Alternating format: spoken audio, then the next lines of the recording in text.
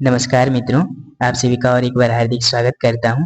अभी हम चित्रलेखा उपन्यास से संबंधित 50 PYQ करेंगे, जो कि LTR मेंस, SSB TGT और ओस्टेट की परीक्षा में पहले से पूछा जा चुका है। ये प्रश्न बहुत ही इम्पोर्टेंट है, आप अंत तक देखने का जरूर प्रयास करेंगे। चलिए शुरू करते हैं। पहला प्रश्न है, हम न पाप करते हैं और न पुण्य करते हैं, हम केवल वह करते हैं जो हमें करना पड़ता है, ऐसा किसने कहा? ऐसा महाप्रभु रत्नांबर ने कहा था और अपने दोनों शिष्यों को अंत में उपदेश देते हुए ये कहा था। मृत्युंजय कौन है? मृत्युंजय यशोधरा के पिता हैं। कृष्ण आदित्य की मृत्यु कैसे हुई थी?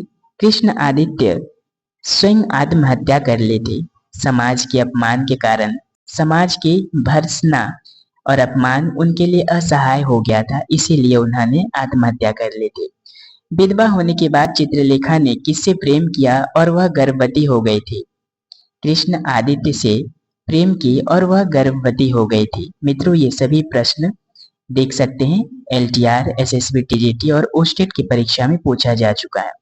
बीजगुप्त ने किसे अपना दत्तक पुत्र बनाया था? बीजगुप्त ने श्वेतांग को अपना दत्तक पुत्र बनाया ताकि श्वेतांग का विवाह यशोधरा से हो जाए, और बीजगुप्त अपना धन संपत्ति और पद श्वेतांग को सौंप दिए थे और जीवन में उन्होंने बहुत बड़ा त्याग भी किया। प्रेम आत्मा से होता है, शरीर से नहीं, ऐसा किसने कहा? ऐसा सामंत बीजगुप्त ने कहा था। सामंत बीजगुप्त ने किससे कहा था? चित्रलेखा से कहा था, और ये प्रश्न भी पहले से आ चुका है। चित्रलेखा बोली थी कि संसार अगर परिवर्तनशील है तो प्रेम भी परिवर्तन हो सकता है। नहीं, मैं व्यक्ति से नहीं मिलती, मैं केवल समुदाय के सामने आती हूँ। चित्रलेखा ने यह बात किसे लक्ष्य करके कहा था? बीजगुप्त से लक्ष्य करके चित्रलेखा ने यह बात कहा था। किस समय बोली थी? जब बीजगुप्त नृत्य देखने गए थे, तब बीजगुप्त उनके सौंदर्य से प्रभावित हो गए और चित्रलेखा से बोले कि देवी, क्या मैं आपके स्थान पर व्यक्तिगत रूप से मिल सकता हूँ? तो वो मना कर दी। संसार में पाप की कोई सर्वमान्य परिभाषा नहीं बन सकी। चित्रलेखा में उसका कारण क्या है? प्रत्येक मनुष्य कारण है कि प्रत्येक मनुष्य सुख चाहता है और उसे प्राप्त करना सभी के दृष्टिकोण की भी विषमता है। मित्रों, यहाँ पे चाहता होगा, इसीलिए संसार में पाप की कोई सर्वमान्य परिभाषा नहीं बन सकी है, क्योंकि सभी मनुष्य सुख चाहते हैं और सभी के दृष्टिकोण भी अलग अलग है। बीजगुप्त की प्रेयसी कौन है? बीजगुप्त किससे प्रेम करते थे? बीजगुप्त चित्रलेखा से प्रेम करते थे। चित्रलेखा किसे अपना गुरु मानकर उनसे दीक्षा लेने की प्रार्थना की थी? कुमारगिरि से दीक्षा लेने की प्रार्थना की थी। चित्रलेखा उपन्यास में गुरु रत्नांबर के दो शिष्यों के नाम थे क्या? दो शिष्यों के नाम थे श्वेतांक और विशालदेव। श्वेतांक और विशालदेव ने ही पाप पुण्य जानना चाहते थे और संसार में विचरण करने के लिए निकल पड़े। उपन्यास चित्रलेखा में सामंत मृत्युंजय किससे अपनी पुत्री यशोधरा का विवाह करवाना चाहता था? ये बीजगुप्त से अपनी पुत्री को विवाह करवाना चाहते थे, लेकिन बीजगुप्त से विवाह नहीं हो सका। चित्रलेखा उपन्यास की भाषा में क्या निहित है? यहाँ पे देखिए, आप ध्यान पूर्वक ऑप्शन देखिएगा, क्योंकि भाषा की बात हो रही है। आप इसे देख के टिक मत कर दीजिएगा, क्योंकि चित्रलेखा उपन्यास जो है पाप पुण्य पर आधारित है, लेकिन यहाँ पे भाषा की बात कही जा रही है। इसलिए भाषा कैसी होनी चाहिए? भाषा संप्रेषणीयता, काव्यमयता, नाटकीयता, ध्वन्यात्मक और लाक्षणिक शब्द।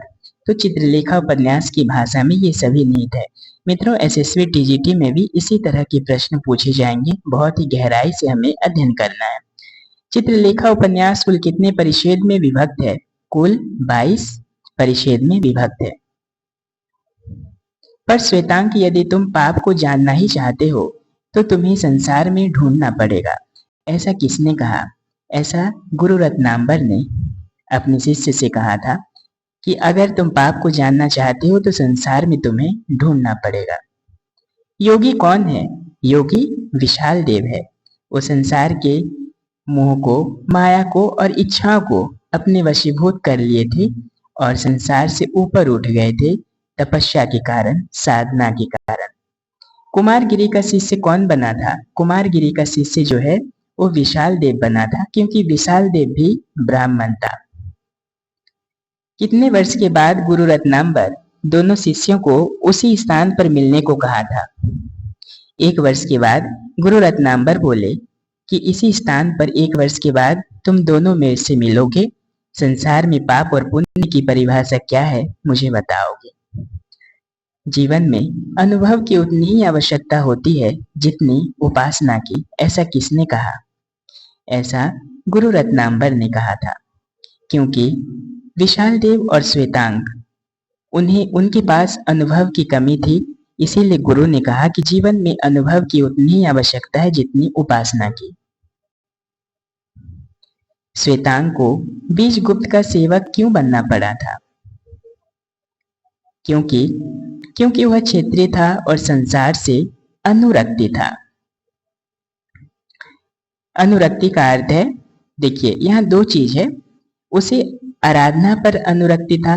आराधना पर अनुरक्ति किसे था? आराधना कौन करता था? विशाल देव करता था। लेकिन श्वेतांग को बीजगुप्त का सेवक क्यों बनना पड़ा? क्योंकि श्वेतांग भी क्षेत्रीय था और संसार से उसे प्रेम था। वो संसार को त्याग नहीं सकता था। बीजगुप्त भी भोगी था, उल्लास और उमंग में मग्न रहना जानता था। किसने संसार की समस्त वासनाओं पर विजय पा ली थी? ये है कुमारगिरी। संसार की समस्त इच्छाओं पर, वासनाओं पर विजय पा ली थी। भोगी कौन है? भोगी बीजगुप्त है। मित्रों, अगर आप मेरे चैनल पर नए हैं तो इसी तरह के वीडियो अनवरत लाने के लिए आप मेरे चैनल को सब्सक्राइब जरूर करेंगे और अपडेट पाते रहेंगे। बीजगुप्त का सेवक कौन बना था? बीजगुप्त का सेवक बना था श्वेतांग। संसार में पाप कुछ भी नहीं है, वह केवल मनुष्य के दृष्टिकोण की विषमता का दूसरा नाम है। ऐसा किसने कहा था? ऐसा गुरु रत्नांबर ने कहा था अपने शिष्यों को अंत में उपदेश देते हुए। चित्रलेखा जानती हो जीवन का सुख क्या है? किसने पूछा? ये प्रश्न चित्रलेखा से किसने पूछा था? ये प्रश्न जो है बीजगुप्त पूछा था। चित्रलेखा जानती हो जीवन का सुख क्या है? इस प्रश्न के उत्तर में चित्रलेखा क्या कहती है? चित्रलेखा कहती है कि जीवन और मृत्यु, भूत और भविष्य, यह दोनों ही कल्पना की चीजें हैं जिनसे हमको कोई प्रयोजन नहीं। वर्तमान हमारे सामने है और वह, ऐसा किसने कहा? ऐसा बीजगुप्त कहते हैं चित्रलेखा से। जब बीजगुप्त और चित्रलेखा का मिलन पहली बार केली भवन में होता है, तब यह वार्तालाप वहीं से प्रारंभ होता है। चित्रलेखा किस उम्र में विधवा हो गई थी? चित्रलेखा 18 वर्ष की उम्र में विधवा हो गई थी। चित्रलेखा कहाँ की असाधारण सुंदर नर्तकी थी? कहाँ की? पाटलिपुत्र की। विधवा हो जाने के बाद क्या चित्रलेखा का नियम हो गया था पर अधिक दिनों तक ना रह सकी? संयम उनके लिए नियम हो गया था, लेकिन ये संयम अधिक दिनों तक नहीं रहा, क्योंकि चित्रलेखा के जीवन में एक के बाद एक का प्रवेश होते गया और उनका संयम भंग होते गया। विधवा होने के बाद चित्रलेखा के जीवन में प्रथम प्रवेश किसने किया था? प्रथम प्रवेश कृष्ण आदित्य ने किया था। जब तक हम दोनों जीवित रहेंगे, हम दोनों साथ रहेंगे, कोई भी हम दोनों को अलग ना कर सकेगा। यह शपथ किसने लिया था? चित्रलेखा से ऐसा शपथ किसने लिया था? ऐसा कृष्ण आदित्य ने लिया था। लेकिन कृष्ण आदित्य के संग भी उनका जीवन व्यतीत नहीं हो सका। कृष्ण आदित्य के पिता ने कृष्ण आदित्य को घर से क्यों निकाल दिया था? क्योंकि चित्रलेखा और कृष्ण आदित्य का गुप्त प्रेम संसार पर प्रकट होने लगा। संसार के लोग जानने लगे और अपमान करने लगे। इसी कारण से कृष्ण आदित्य के पिता ने कृष्ण आदित्य को घर से निकाल दिए थे। कृष्ण आदित्य को जीवन की अपेक्षा मृत्यु उसे अधिक क्यों प्रिय होने लगी थी? क्यों? क्योंकि भर्त्सना और अपमान के कारण वो सह नहीं पाए, असहाय होने लगा और वो जीवन की अपेक्षा मृत्यु उसे प्रिय होने लगी, इसीलिए वो आत्महत्या भी कर लिए थे। चित्रलेखा को एक नर्तकी ने कौन सी शिक्षा प्रदान की थी? चित्रलेखा जब अंत में फिर से कृष्ण आदित्य के बाद अकेले हो जाती है, एक पुत्र भी हुआ था, लेकिन एक पुत्र और कृष्ण आदित्य दोनों के चले जाने के बाद एक नर्तकी उसे शिक्षा प्रदान की, तो कौन सी शिक्षा दी थी? संगीत की शिक्षा, नृत्य की शिक्षा। संगीत कला और नृत्य की शिक्षा, ये दोनों की शिक्षा एक नर्तकी ने प्रदान की थी। बीजगुप्त की आयु कितनी थी? बीजगुप्त की आयु थी 25 वर्ष। क्या कभी आपके स्थान पर आपके दर्शन कर सकने का सौभाग्य प्राप्त कर सकूंगा? चित्रलेखा से ऐसा किसने कहा था? चित्रलेखा से ऐसा बीजगुप्त ने कहा था। जब बीजगुप्त पहली बार चित्रलेखा का नृत्य देखने गए थे, तब उनके सौंदर्य से प्रभावित हो गए थे और उसने कहा, देवी, क्या मैं आपके स्थान पर आपका दर्शन कर सकूंगा? ये चित्रलेखा से कौन कहते हैं? बीजगुप्त कहते हैं। व्यक्ति से ही समुदाय बनता है, समुदाय की प्यास उसकी प्रत्येक व्यक्ति की प्यास है, फिर यह भेद क्यों? ऐसा किसने कहा?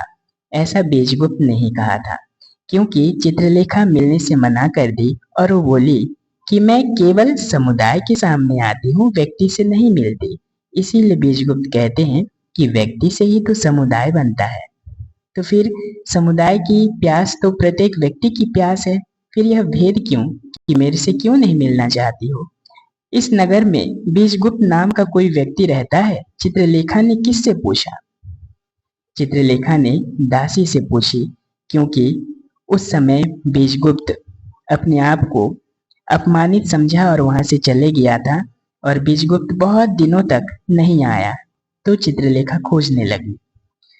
नगर की सर्व सुंदरी और पवित्र नर्तकी अर्धरात्रि के समय बीजगुप्त के केली गृह में आश्चर्य होता है, ऐसा किसने कहा? केली गृह में ऐसा किसने कहा था? ऐसा गुरु रत्नांबर ने कहा था, क्योंकि अर्धरात्रि के समय में बीजगुप्त के साथ केली गृह में देख करके गुरु रत्नांबर को आश्चर्य हो गया था, क्योंकि गुरु रत्नांबर अपने शिष्यों को लेकर दीक्षित करने के लिए आए थे। गुरु रत्नांबर को पाप का पता लगाने के लिए कौन सा स्थान उपयुक्त लगा था? गुरु रत्नांबर को पाप का पता लगाने के लिए कौन सा स्थान उपयुक्त लगा था? ब्रह्मचारी की कुटी, संसार की भोग विलास में, मंदिर में और घर में। मित्रों, ये ऑप्शन जो है ये दोनों होगा। ये देखिए, इसका मैं कारण बताता हूँ, क्योंकि एक चीज में लिखना भूल गया था। गुरु रत्नांबर को पाप का पता लगाने के लिए अगर श्वेतांग की बात की जाए तो श्वेतांग के लिए संसार की भोग विलास ठीक है। अगर विशाल देव की बात कही जाए तो विशाल देव के लिए ब्रह्मचारी की कुटी में, क्योंकि विशाल देव किनके पास गए थे? कुमारगिरी के पास। और संसार की भोग विलास के लिए किसके पास गए थे? श्वेतांग, बीजगुप्त के पास। चित्रलेखा को उनके भवन तक पहुंचाने के लिए कौन गया था?